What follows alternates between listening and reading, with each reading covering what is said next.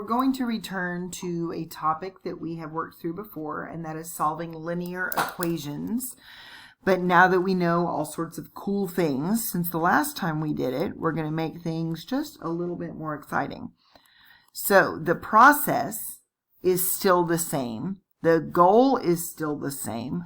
We're still trying to get x alone. But it just may be that there's more difficulty. We may have to clear some fractions or clear some decimals, but we'll work through that. So remember, our end goal is to get something like an ax plus b equals a cx plus d. So I want a variable term plus a constant equals a variable term plus a constant. And that's going to be the worst case scenario. Okay, but if we can get it to that, then we can start isolating x's and go from there. So I'm looking at this, and if I look at the left side, is there something I know how to do? Well, I know how to distribute. So that's going to give me a 32x plus a 48 equals, if I look at the right side, is there something I know how to do? And I can distribute this negative. So remember, that's going to change the signs on the inside. So that gives me an 11 minus x minus 7. So the left side is already in the format that we want it to be in, where I've got a variable term plus or minus a number. Equals, well, now I need my variable term plus or minus a number. So I am going to combine like terms on the right. So that gives me a negative x.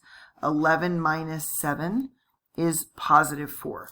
So I don't know if you remember, but my little trick is I always move the smaller x's. So I've got my x term plus or minus a number equals my x term plus or minus a number. So now I'm going to start moving x's. So I've got 32 x's, or I got negative 1 x's. Well, he's smaller. So how do I move him? I change his sign. And the reason I do that is because negative x plus x is no x's.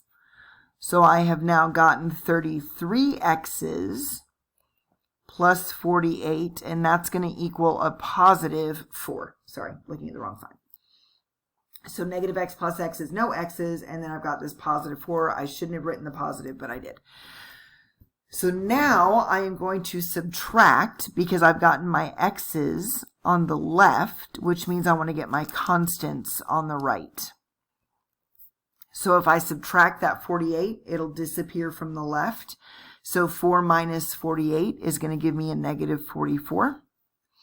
And now the last step I'm going to do is get rid of this coefficient. So I'm going to divide both sides by 33. So I end up with x equals, well, both of these are divisible by 11, okay, which means I've got a negative 4 times 11 over a 3 times 11. Any number divided by itself is 1, so that gives me a final answer of negative 4/3. Okay, let's try another one. So I have a 4x plus 4 minus 3 times x plus 1 equals 6x plus 5. So I notice that the right side is already in my variable term plus or minus a number. I'm good with him. I got some work to do over here. So I've got a 4x plus a 4 minus a 3. So if I'm looking over here, what's something I know how to do? I can distribute that negative 3. So I get a 4x plus 4. That's going to be a negative 3x minus 3 equals 6x plus 5. So I still don't have just my variable term plus or minus a number, so I'm going to combine like terms. So 4x's minus 3x's is 1x, and 4 minus 3 is positive 1 equals 6x plus 5. So now I've got my variable term plus or minus a number equals a variable term plus or minus a number. So I'm going to move my smaller x's by changing the sign. So 1x is smaller than 6x's. So I'm going to change the sign. So that gives me 1 equals 6x's minus 1x is 5x's plus 5. So now I've pushed my variables to the right, which means I want my constants to go to the left. So I'm going to subtract 5 from both sides. So 1 minus 5 is negative 4. And that's going to equal 5x, because 5 minus 5 is 0. And now I can divide both sides by 5. So any number divided by itself is 1. So x equals negative 4/5. And that's already reduced, so leave it alone. All right, so I have a negative 4 times v plus 4 plus 2v plus 6 equals 7v plus 11.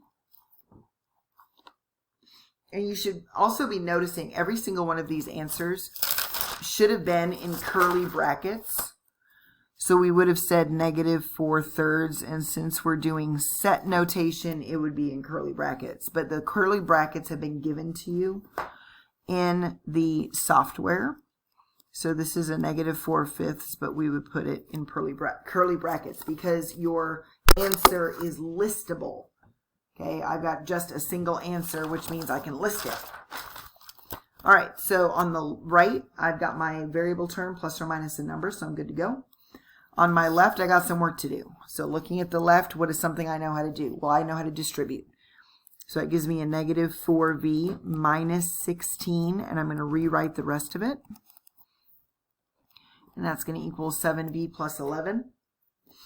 So what's something else I know how to do on the left? Well, I can combine like terms. So negative 4v's plus 2v's is negative 2v's. Negative 16 plus 6 is negative 10. And the right side is still not changed. So now I've got my variable term plus or minus a number is a variable term plus or minus a number. So I'm going to move my smaller variables. So negative 2 is smaller than 7, so change his sign. So that gives me a negative 10 is 9v's plus 11. So I've made my variables on the right, which means my constants go left. So get rid of the 11 by subtracting him. So that gives me a negative 21 is 9v. And then I'm going to divide both sides by 9. So this is reducible by 3 because 21 or negative 21 is the same thing as negative 7 times 3 over 9, which is 3 times 3. So I can divide a 3 at a top and bottom. So any number divided by itself, which means my answer is negative 7/3. And technically it would be in curly brackets. All right, 9 times 6 minus negative 6x minus 8. And close that equals 432x plus 630.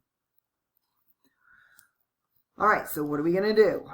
Well, I've already got my variable term plus or minus a constant on the right, which means I got work to do over here. So I need to work from the inside out. So I've got parentheses followed by hard brackets. So work from the very inside out. I've got a negative 6x minus 8 on the inside of parentheses. There's nothing to be done there. So what's the point of the parentheses? So I'm going to move out a little bit. There's no exponent, but there is subtraction. So remember that's a negative 1. So I'm going to distribute that negative 1 to everything on the inside. Okay, so that gives me a 432x plus 630. So at this point, I have 9 times 6, and this negative 1 is going to go away. So that gives me a positive 6x and a positive 8. And now you'll notice those parentheses are gone, and it's kind of hard to make hard brackets. So I'm going to change my hard brackets into parentheses. As long as I'm using grouping symbols, it really doesn't matter what they are. Okay? As long as they don't mean like absolute value or something weird. So hard brackets, parentheses, I don't care. So now I've got a 9 times a 6x plus 6 and 8 is 14. And that's going to equal 432x plus 630. And now what's the final thing I know how to do? I can distribute that 9. So 9 times 6x is going to be 54x plus 9 times 14 is going to be 131, I believe. Check my brain. 14 times 9 is 126. I'm so dead wrong. 54x plus 120. Oh, I went the wrong way. I like to teach myself shortcuts, and I just butchered that one. Okay, so I've got a variable term plus or minus a constant equals a variable term plus or minus a constant. So 54 is smaller than 432, so I'm going to change his sign. So that gives me 126 equals 432 minus 54. Gives me 378. Oop, huh? Good heavens. 378x plus 630. Okay. So now I've got my x's on the right, which means my constants need to go left. So I'm going to subtract 630 from both sides.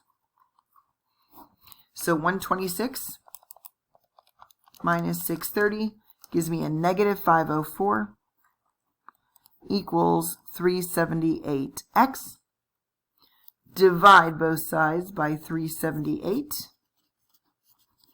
And I'm going to get x equals, so I know they're both even, but at this point, I'm tired. So I'm going to do parentheses, you can't see, parentheses, negative 504 in parentheses, divided by parentheses 378. Technically, you don't need the parentheses, but when you're getting used to working with the calculator until you understand what it's doing, then you'll want to use parentheses.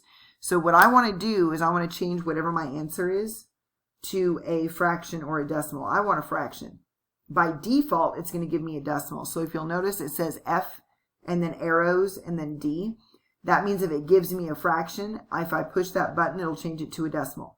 If it gives me a decimal and I push that button, it'll change it to a fraction.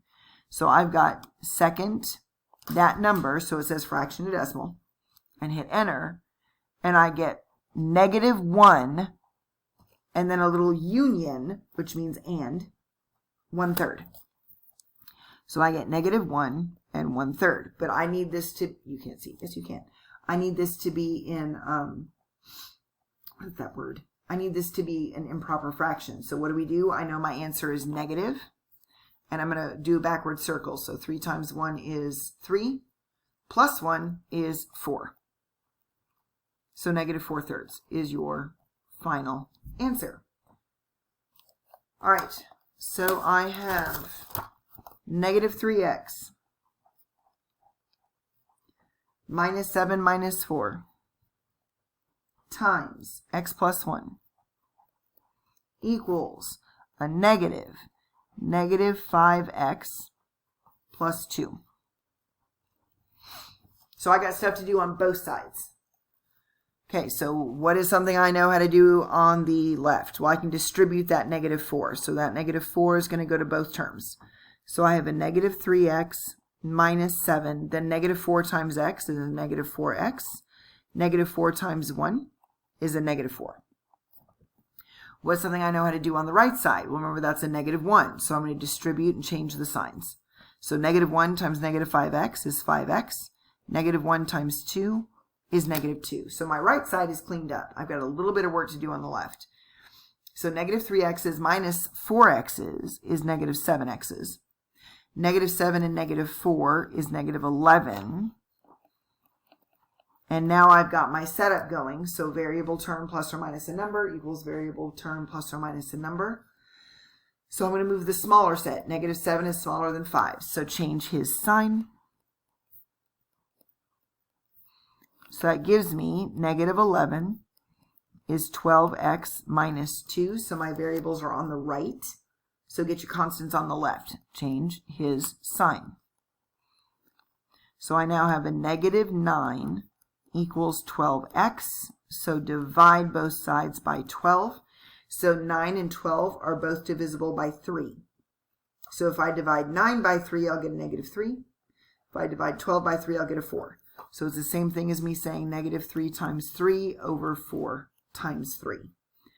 Any number divided by itself is 1. So I end up with x equals negative 3/4. Okay? All right, and that's a great place to stop.